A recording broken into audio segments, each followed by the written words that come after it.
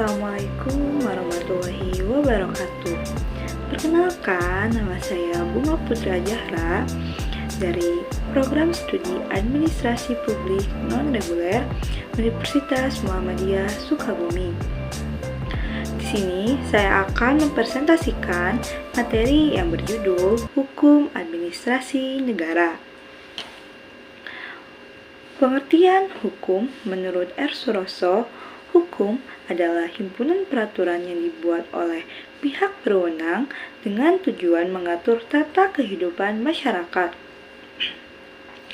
Karakteristik dari hukum adalah memerintah, melarang, serta memaksa dengan menjatuhkan sanksi hukum yang mengikat bagi siapapun yang melanggar. Administrasi, menurut Dr. Sondang Siagan, administrasi adalah keseluruhan proses kerjasama antar dua orang atau lebih berdasarkan rasionalitas tertentu untuk mencapai tujuan yang telah ditetapkan. Pengertian negara menurut Miriam Budiharjo, negara merupakan daerah teritorial di mana rakyatnya diperintah oleh sejumlah pejabat yang berhasil menuntut warganya untuk taat pada peraturan perundang-undangan melalui penguasaan monopolitas terhadap kekuasaan yang sah.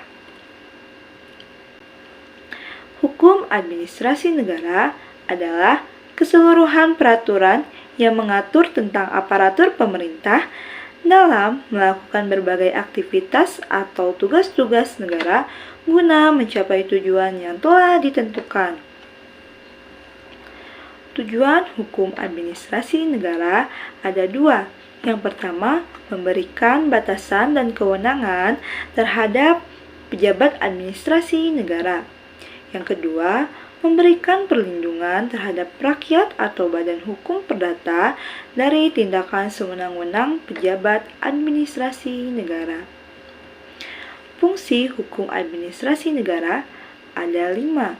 Yang pertama, direktif, yaitu memberikan pengaruh yang besar untuk membangun masyarakat sesuai dengan tujuan hidup bangsa dan negara. Yang kedua, stabiliator, yaitu menjaga kehidupan masyarakat yang harmonis sehingga perpecahan dapat diminimalisir.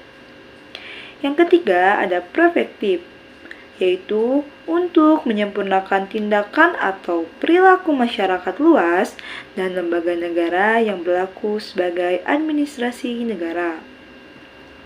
Yang keempat, ada korektif, yaitu memberikan perbaikan terhadap masyarakat dan juga lembaga negara apabila terdapat kekurangan, sehingga nilai keadilan dapat diaplikasikan dengan sempurna. Yang kelima, ada integratif, yaitu membina dan memelihara kesatuan bangsa. Sumber-sumber hukum administrasi negara ada 2, yaitu yang pertama material, yaitu faktor-faktor yang membantu pembentukan hukum atau menimbulkan aturan hukum. Yang kedua, ada sumber hukum formal, yaitu berbagai bentuk aturan yang ada atau tempat ditemukannya aturan-aturan hukum.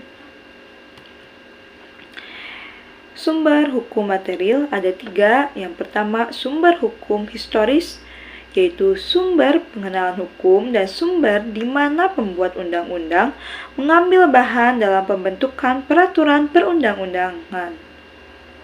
Yang kedua, ada sumber hukum sosiologis, yaitu faktor-faktor sosial yang mempengaruhi isi hukum positif. Yang ketiga, ada sumber hukum filosofis, yaitu sumber yang menjadikan hukum itu adil. Contohnya, Pancasila.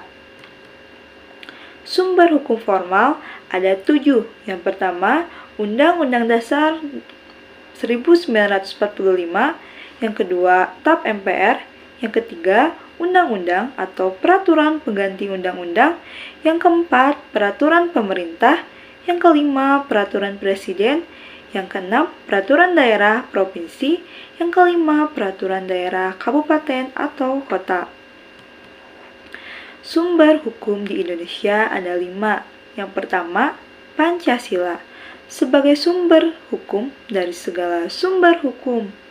Yang kedua, Jurisprudensi, yaitu himpunan putusan-putusan hakim yang disusun secara sistematis yang dapat menjadi rujukan bagi hakim-hakim berikutnya. Yang ketiga, ada hukum tidak tertulis, hukum yang berasal dari kebiasaan-kebiasaan yang hidup dalam masyarakat secara turun-temurun, dihormati dan ditaati. Contohnya, hukum adat. Yang keempat, ada hukum internasional.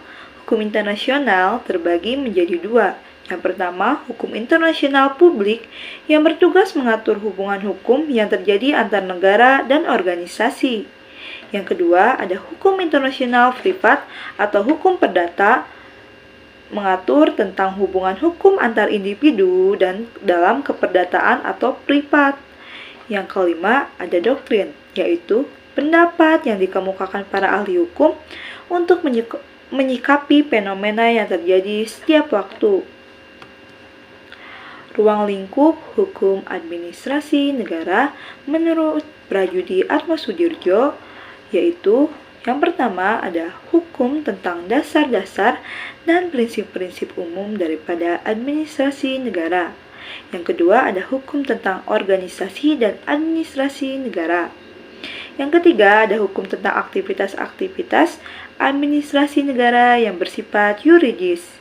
Yang keempat ada hukum tentang sarana dari administrasi negara, terutama mengenai kepegawaian negara dan keuangan negara.